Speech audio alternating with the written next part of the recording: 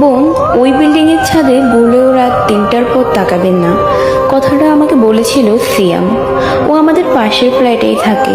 নতুন ফ্ল্যাটে ওঠার পরপরই ওর সাথে আমার পরিচয় হয়। খুব মিশুক ছেলে। প্রতিদিন বিকেলে ছাদে গেলে ওর সাথে দেখা হয়, গল্পও হয়। একদিন গল্প করতে করতে কথাটাও আমাকে বলেছিল। ওই যে বিল্ডিংটা দেখিয়েছে, সেটা আমার রুমের জানালা দিয়ে খুব সুন্দরভাবে দেখা যায়। আমি রাত জাগি, রাত 3টার পরও অনেকবার তাকিয়েছি ওইটার দিকে, কিছুই দেখি নাই। সিএমকে তখন একটা চাপা মারছে, খুব ভালো মতোই বুঝতে পারছি। তাও আমি জিজ্ঞেস করলাম, কেন, কি আছে ওই বিল্ডিংয়ে? ওই ছাদ দিয়ে এক মেয়ে নাকি লাফ দিয়ে আত্মহত্যা করেছিল রাত 3টার সময়। তাই এখন নাকি মাঝে মাঝে ওই মেয়েটাকে দেখা যায় রাত 3টার সময় ওই ছাদে।